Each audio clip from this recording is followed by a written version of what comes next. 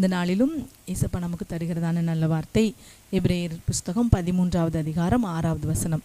அதனாலே நாம் தைரியம் கொண்டு கர்த்தர் எனக்கு சகாயர், நான் பயப்படேன், மனுஷன் எனக்கு என்ன செய்வான் என்று சொல்லலாமே. ஆமேன்.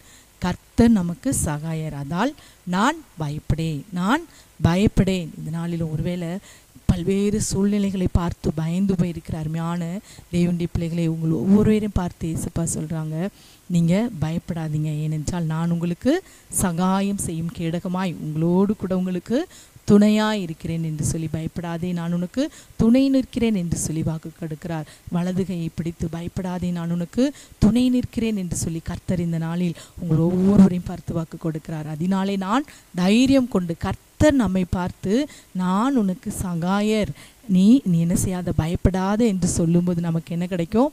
தைரியம் கிடைக்கும். ஆமேன். அது கர்த்தரால் உண்டான தைரியம். ஆமேன். மனுஷங்க நம்ம கூட நமக்கு துணையாக, உனக்கு துணையாக நான் இருக்கேன், நீ பயப்படாதன்னு சொல்லும்போது வருகிற தைரியத்தை விட அந்த தைரியம்லாம் கொஞ்ச நாள் தான், அவங்க கூட இருக்க போகிறதில்ல. ஆனால் ஏசப்பா நம்மை பார்த்து பயப்படாத, நான் உனக்கு துணையாக இருக்கிறேன், நான் உனக்கு சகாயம் செய்யும் கேடகமாய் நான் உன்னோடு இருக்கிறேன் என்று சொல்லும்போது நமக்கு என்ன வரும்?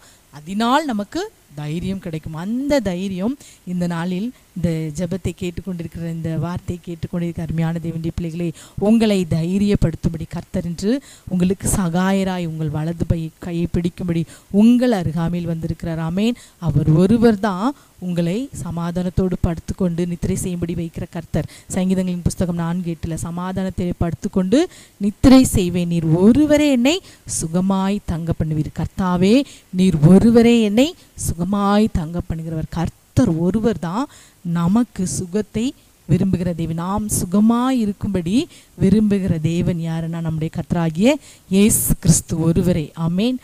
மற்றவங்க எல்லாம் பார்க்க பேச பழகும்போது சுகமாக இருக்கீங்களான்னு கேட்பாங்க. ஆனால் உண்மையாகவே நம்முடைய சுகத்தை விரும்புகிறவர் நம்முடைய கர்த்தராகிய இயேசு கிறிஸ்து. நான் அதனாலே சமாதானத்தோடு படுத்துக்கொள்வேன். ஒருவேளை இன்றைக்கு பயத்தின் சூழ்நிலைகளினால் நீங்கள் ஒருவேளை படுக்கையிலே ஒரு சமாதானம் இல்லாதபடி, ஒரு நித்திரை இல்லாதபடி இருக்கீங்களா? இந்த வார்த்தை இன்றைக்கு விசுவாசிப்பீங்கன்னா உங்கள் படுக்கையை கர்த்தர் இன்பமாய் மாற்றுவார். நீங்கள் சமாதானத்தோடு படுத்துக்கொண்டு நித்திரை செய்வீங்க. இன்றைக்கு அநேகருக்கு படுக்க போனால் தூக்கம் இல்லை, ஆனால் கர்த்தர் ஒருவர் தான் நமக்கு நித்திரை தருகிறார். அவருக்கு பிரியமானவர்களுக்கு சுகமான நித்திரையை கர்த்தர் தருகிறார். இன்றைக்கு அநேகருக்கு படுக்க முடியலை, தூக்கம் இல்லை, 2 மணி வரை முழிச்சிருக்கேன், 1 மணி வரை முழிச்சிருக்கேன், நாளை நைட் ஃபுல்லும் தூங்கலைன்னு சொல்லிட்டு இன்றைக்கி அநேகருடைய பிரச்சனை இன்றைக்கு அதுதான். அதெல்லாம் உங்களை பயமுறுத்துகிற பிசாசின் கிரியைகள். இன்றைக்கு அருமையான தேவனுடைய பிள்ளைகளே, நீங்கள் உங்களுக்கு கர்த்தர் சகாயராக இருந்து உங்களை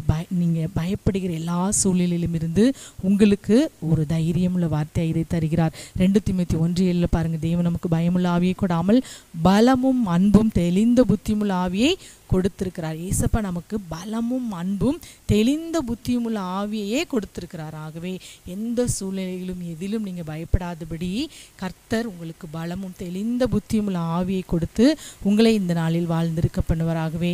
எந்த சூழ்நிலையிலும் பயப்படாதீங்க. அதே போல் வெளிப்படுத்தின விசேஷத்தில் பார்ப்பீங்கன்னா, பயப்படுகிறவர்கள் 2ஆம் நரகமாகி அக்கினியும் கந்தகமும் இல்லை அக்கினி கடலிலே தள்ளப்படுவார்கள் என்று பார்க்கிறோம். அப்போ பயப்படுகிறவர்கள் அவிசுவாசிகளுக்கும் அந்த நரகம்தான் உண்டாகும். ஆகவே பயப்படாதீங்க. எல்லா சூழ்நிலையிலும் பயத்தை நீக்கி போடுங்க. இப்போது ஜெபிக்கலாம். அப்பா, நாங்களுமே நன்றியோடு ஸ்தோத்திரிக்கிறோம். இந்த வேளையிலும் இந்த நிகழ்ச்சியின் மூலமாய் அப்பா என்னோடு கூட சேர்ந்து ஜெபிக்கிற ஒவ்வொரு பிள்ளைகளுடைய வாழ்க்கையிலும் இயேசுவே எல்லா பயப்படும் சூழ்நிலைகளும் நீர் எடுத்து போடுங்கப்பா.